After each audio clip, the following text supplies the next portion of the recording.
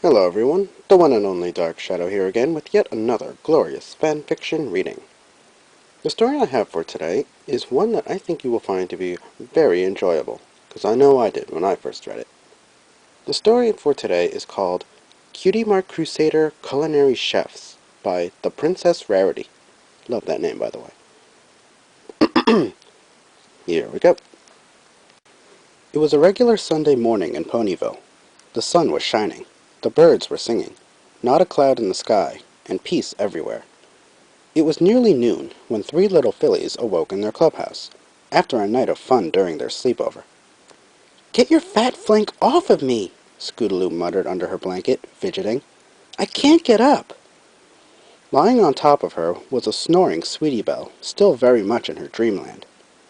"How the hay did you two get in that position?" Applebloom questioned, rubbing the sleep dust from her eyes. "How should I know?"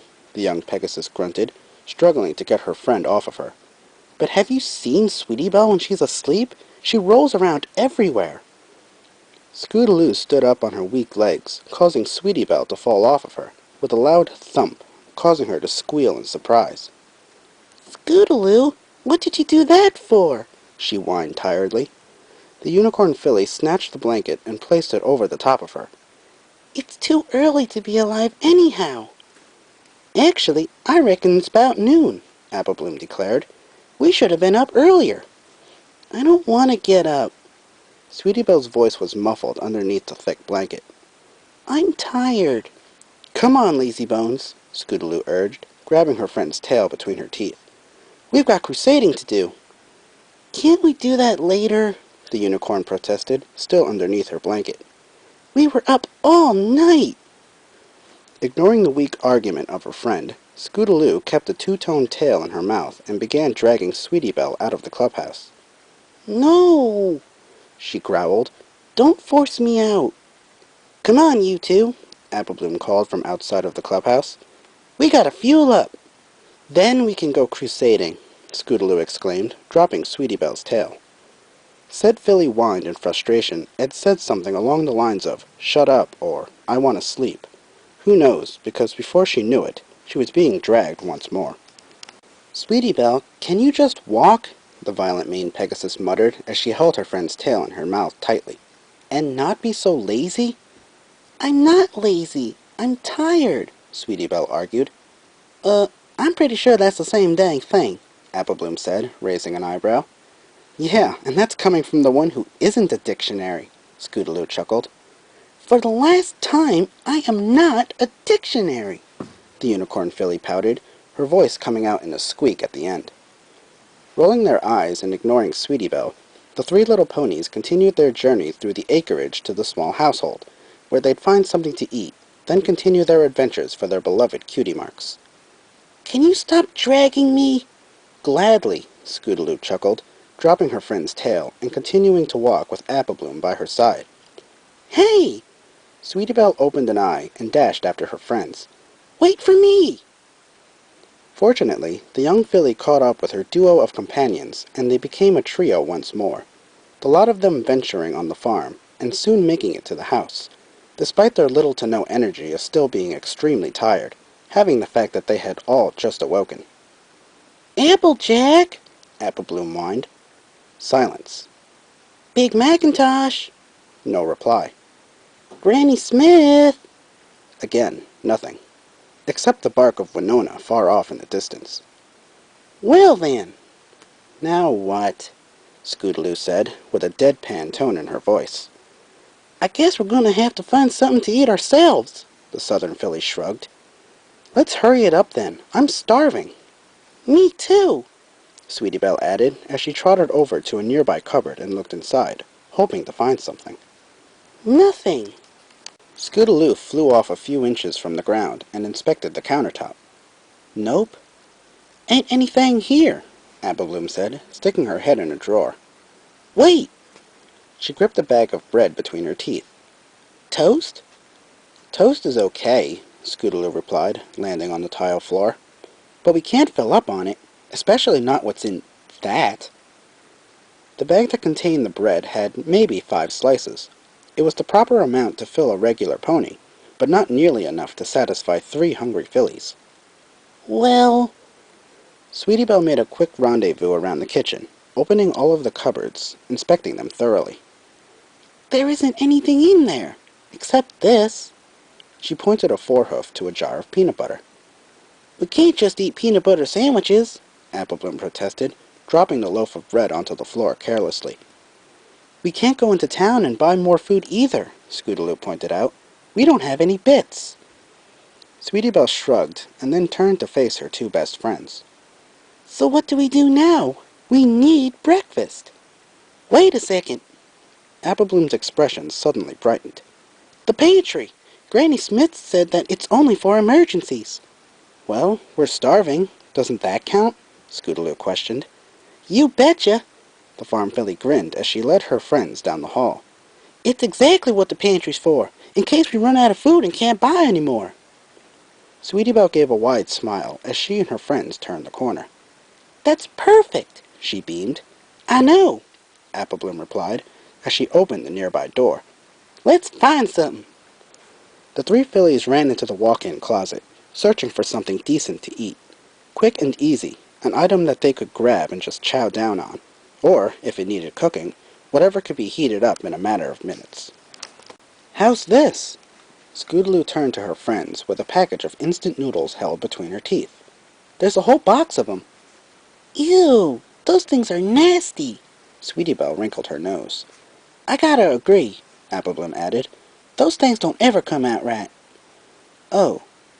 The Pegasus frowned and tossed the package back to where she found it. How about these? Sweetie Belle inquired, gesturing to a small box of pastries. Those there are treats. The southern filly shook her head. Can't eat those for breakfast. All 3 of them frowned. It would have been simply fantastic to have such a sweet, decadent, satisfying morsel of goodness right about now. But they were responsible. Or trying to be, anyway. Hey, look! Scootaloo pointed a hoof at a box of Pop-Tarts. I eat those for breakfast all of the time. Yeah, but they ain't so healthy for you. Apple Bloom hesitated. Maybe if we had something else with it, it'd be all right. They have real fruit in them, the Pegasus filly argued. Still, Apple Bloom's right, Sweetie Belle declared. Pop-Tarts can't fill us up either. Here we go.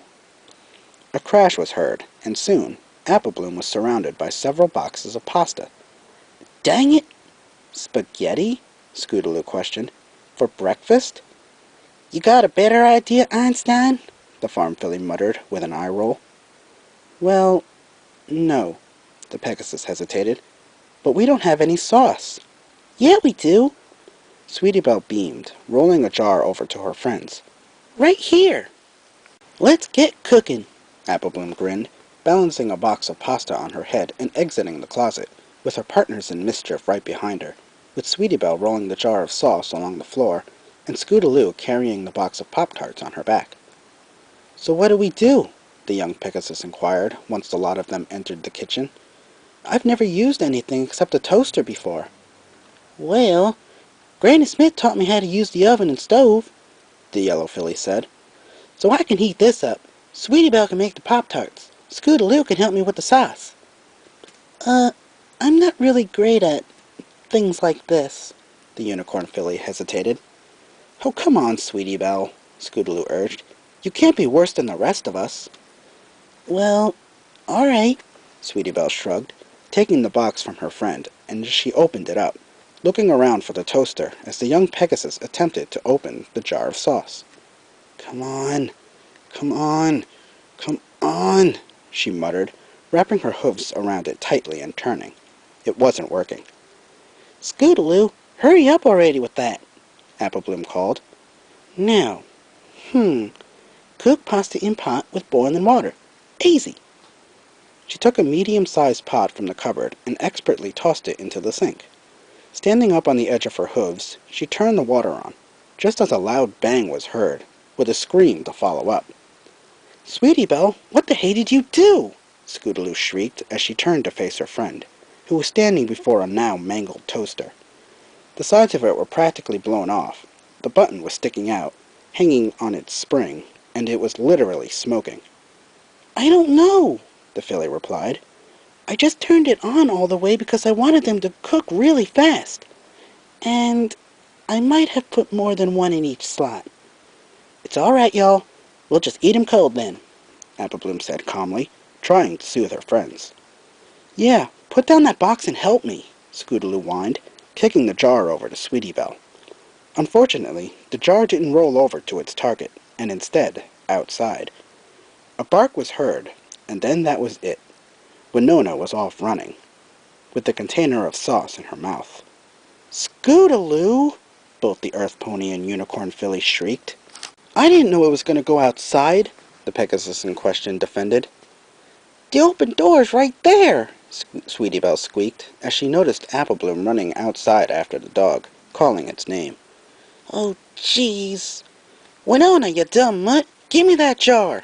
The farm filly exclaimed, running after her pet. However, no luck. That canine was no match for Apple Bloom, and before you can say zap apples, Winona was much too far for any pony to catch her. Well, now what? Scootaloo questioned, stealing a glance at Sweetie Belle. I guess we eat the pasta without any sauce, she replied, with a shrug. That stupid dog, Apple Bloom panted, re-entering the household, completely exhausted. Whew!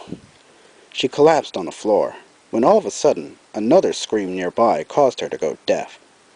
Consarn it, Sweetie Belle! What now? Oh gosh, oh gosh, oh gosh, oh gosh! The Unicorn Filly chanted, rushing over to the sink, or more specifically, the now wet floor right in front of the sink. Don't just stand there, turn it off! Scootaloo yelled, grabbing a towel. I'm trying, Sweetie Belle responded, jumping up on her hooves, trying to reach the faucet.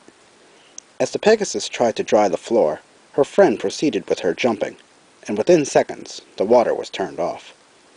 Well, now what? Scootaloo muttered, as she left the towel on the floor and glanced to each of her friends. I'm thinking, Apple Bloom began, before pausing for a moment. You know what? I think it'd be best if we just find something else. I saw a can of beans or two in the pantry, the Unicorn Filly said simply. You want me to go get them? Yes, please, the young Pegasus muttered, as she fetched more rags, continuing to dry the floor. Uh-huh, the farm pony added, with a nod, still tired from chasing her pet. Sweetie Belle left the kitchen for only a moment before quickly returning with 3 cans of beans and 1 of ravioli. There we go, she beamed, placing the 4 of them onto the counter. Here, Scootaloo kicked over a pot to the unicorn. Start cooking. Okay, jeez. Sweetie Belle shook her head and placed the pot on top of the counter, only to pause for a short moment. Guys? Yeah? Apple Bloom inquired as she stood up, her tiredness now slowly subsided. How do I open these cans? A moment of silence passed between the 3 fillies, before a bark was heard again, and who happened to run in? Winona.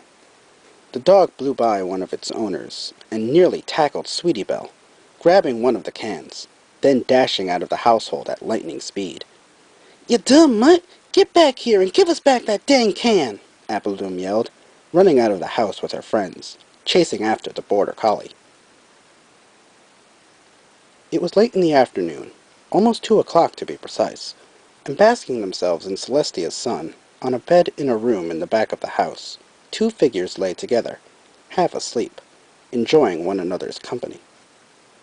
Sugar Cube, you gotta stop hitting me in your sleep, Applejack muttered, nudging her mare friend. Oh, come now, Rarity huffed. It's only because this bed of yours is so incredibly small. Rares, I could have the biggest bed in all of Equestria and still have you beating me at night. But whenever are we asleep in the nighttime hours? The unicorn smirked, placing a quick kiss on those of the mare she loved with all of her heart. Applejack chuckled, and ran a hoof through Rarity's already ruined mane. Come on, Sugar Cube. It's about time we get up and out of bed. The alabaster mare whined and pouted. Do we have to? Rare, it's past noon, the farm pony said simply. I should have been working today, but instead I spent the whole day here, in bed, with ya. I don't see any problem in that whatsoever. Rarity replied, with a mischievous smile. Well, too bad for you, Missy. Applejack kissed her mare friend, who sighed in defeat. Fine, darling, if it'll make you feel better, we can get out of bed. I was feeling a bit bored anyhow. Uh-huh, bored. Right. The blonde-maned mare smirked and got out of bed, with the white unicorn soon following suit. Come on, it's late in the day. We'll get something to eat, and I'll walk you home. How's that? Rarity smiled and tied on her robe, leaning over to place a kiss on Applejack's cheek as she did so. That sounds just perfect, darling. Sharing a smile, the two mares walked out of the bedroom and down the hall to the stairs, where rustling along with barking could obviously be heard. Now what in tarnation? Both AJ and Rarity descended down the steps at a speed only a slight bit faster than average, and peeked into the nearby kitchen, to see that Winona was tied to the dining table. The floor was shining wet with water. Small bits of glass were scattered about. 2 jars were cracked open from the bottom, and who sat in the middle of the kitchen, eating peanut butter sandwiches and uncooked Pop-Tarts? Apple Bloom, Sweetie Belle, and Scootaloo. The end. Now that was a great story. Apart from that ending, that little shipping ending, this story really felt like it could have been an episode from the show. That's just how accurate this story portrayed the characters. Personally, I enjoyed the story a lot, and in my book, I give it a solid 10 out of 10. I mean, like I said, if it didn't have that shipping part at the end, it probably would have been, like, perfect for an episode on the show. But, I can't discredit the story for that. Well, it's happened again, ladies and gentlemen. You've wasted another perfectly good chunk of your life listening to me. I hope you have enjoyed this fanfiction reading as much as I have, and I hope to do another one really soon. So, until next time, the one and only Dark Shadow here, signing off.